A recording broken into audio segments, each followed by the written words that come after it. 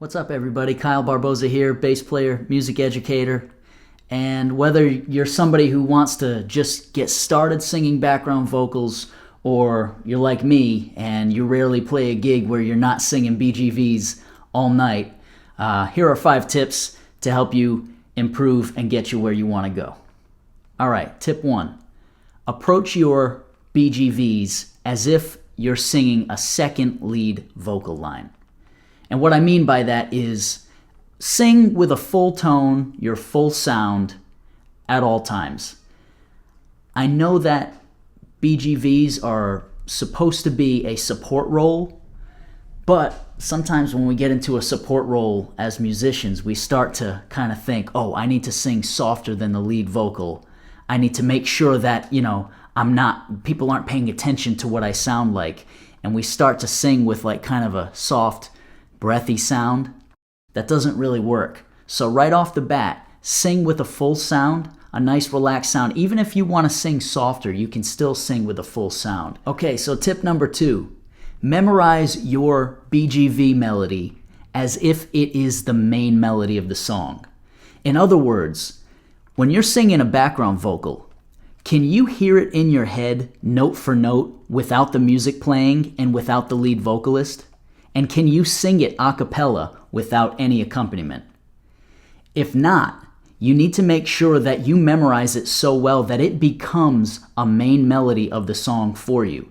Like, for example, on a tune like Take the Money and Run by Steve Miller Band, it's a tune I cover a lot. The main melody is easy to remember, right? This is a story about Billy Joe and Bobby Sue. Well, the next line is where I come in with the BGV. I've had to make sure that I memorize that background as if it's the next part of the melody. 2 young lovers with nothing better to do. That's my BGV. The melody is different. But if I can't sing it isolated like that, then I'm not going to be accurate and I'm not going to have a good sound on it. So how do you make sure that you memorize a background vocal to that point? Well, first, you should learn it on your instrument, either on a piano or on your bass, right? So if I take that background vocal in that second line, this is the melody of it. 2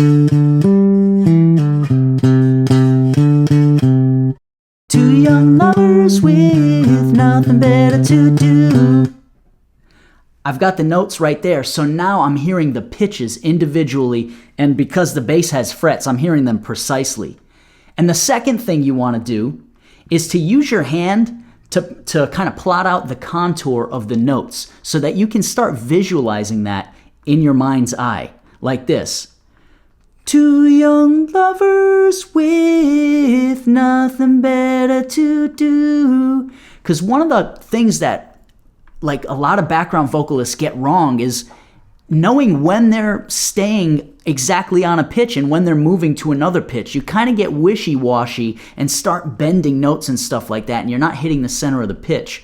Well, I want you to start visualizing exactly where and how those notes move, and you'll start to be able to hear it in here. Now, piece of advice number 3 is going to piggyback off the last thing we just talked about, and it's that you need to use your inner ear before you use your outer ear when you're singing BGVs. What do I mean by that? Well, I mean that the step that's going to ensure that you're going to nail your background vocals while you're playing is that they're happening in your head before you sing them. So when I step up to the mic for a background vocal, if I know it really well, right before I release that first note, I can hear it in my head as if it's coming out of the monitor. This is your monitor when you're singing BGVs, and that's especially important on gigs where you can't hear yourself that well. This is where you want the notes to live, first and foremost. Then, when you start to sing, then you can start listening with your outer ear, listening to the monitor, listening to how you're harmonizing with the lead. For years, I was using the feeling of the harmony in order to see if I were singing the right notes. You know, when you hear that those 2 voices come together and it's got a warmth to it, I was always using that as my reference, and a lot of background vocalists do that. That's supposed to be number 2. First and foremost It's got to happen here. Then you can use those other cues like the warmth of the harmony and your monitor to make sure you're singing the right notes and you sound great. All right, now the last two pieces of advice have more to do with your technique in terms of having a bass on and singing at the same time. So the first thing I'm going to say is your air is everything. That's number 4. Okay. Now, when you've got a bass strapped on, this is about 10 pounds of weight. It's not that much weight on your shoulders, but where's it sitting? It's sitting right on my breathing apparatus. And when it comes to singing, your air is your sound. So you need great air to sound great. So what I like to concentrate on is trying to relax as much as possible when you're taking a breath.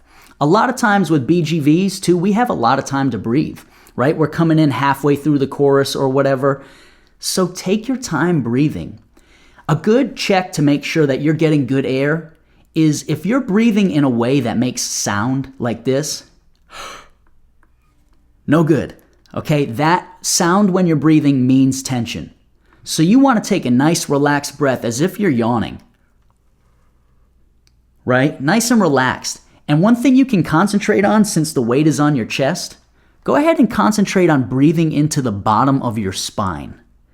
Because when you breathe, your back ribs expand just like your front ribs. So if you concentrate on where there's not as much weight pulling, which is kind of your lower back in a way, I don't know if it's kind of a gimmick or kind of a trick, but that helps me to take a nice relaxed breath so that I've got good air to support. And the last thing I'm going to say about your air is go ahead and tighten your stomach muscles just a little bit. After you take that relaxed breath and you step up to the mic, if you tighten your stomach muscles just a little, it'll help to support your diaphragm and you can hold out those oohs and ahs for long periods of time because your air is supported. It's really, really important. It's especially important because we're wearing a bass at the same time as singing. And the last piece of advice, number 5, relax your face. I am the worst culprit for this, okay? A lot of times I have tension in my eyebrows when I sing. I'm showing emotion and I'm tensing up these smile muscles here. Our job as background vocalists is not to emote, right? We're not showing much emotion when we sing. That's for the lead vocalist to do. Our job is to nail the notes. And you're going to nail the notes the best if you relax as much as you can. So let your shoulders drop when you're singing, take that relaxed breath, and then open your jaw from the hinge here when you sing. You don't have to open your mouth super wide. A lot of people think like sounding good when you sing means like opening your mouth a whole lot. You don't have to do that. Just open it to a relaxed point and enunciate calmly, right?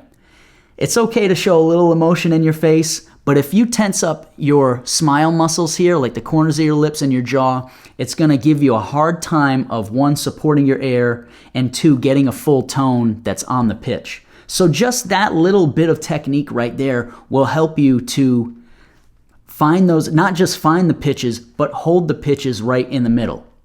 So when all those things come together, you get kind of a really smooth, relaxed movement that's going to create your sound while you're playing bass. So the analogy I like to make is like if someone were to ask you to toss them a beer out of a cooler, right? You reach back, you grab the beer, you go like this, right? It's one smooth motion. You don't grab the beer, go like this, and then throw it, right? It's ridiculous. When you're singing, it's the same thing. When you step up to the mic to sing your background vocal, relaxed breath, slow relaxed breath if you can, okay, but just keep it relaxed, into the lower back, audiote the note, open the jaw from the hinge, relax, and let the note fall out. All right, even when they're high notes. So one way you can practice this is when you're practicing your tune, like if I'm practicing the Steve Miller tune I was talking about. Okay? 2 young lovers, that's my line, right? So when I step up to the mic to hit that background vocal, in the beats ahead of that, I'm just breathing into the lower back. I'm hearing that first note. 2, right? 2, right before I sing it, and then I'm using my outer ear. Right, step up to the mic. 2 young lovers with nothing better to do. Nice and relaxed, all right? You don't have to look like you're about to fall over. But the more relaxed you are, the more confident you sound, the better your BGVs are going to sound. The more you're going to actually support the lead vocal rather than detracting from the lead vocal. Okay, so if you got something out of that, I appreciate you watching. Please like and subscribe. And if you're looking for tips on how to coordinate your playing with your vocals, like the syncopated rhythms that us bass players play along with your vocal lines, I've got a video for that. Check the video above.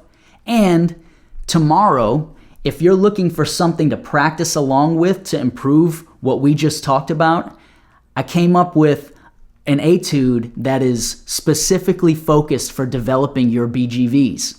So if you're watching this video when I release it, tomorrow I'm going to release an etude that is like actually made just to improve aspects of your background vocal and playing bass. It's going to include, of course, PDFs with the background vocal melody and the lyrics and the bass line, of course, and a full recording to play along to. So expect a video about that. And if you are watching this in the future, I'll go ahead and link it right here. But anyway, I'll talk to you guys soon, and get shedding.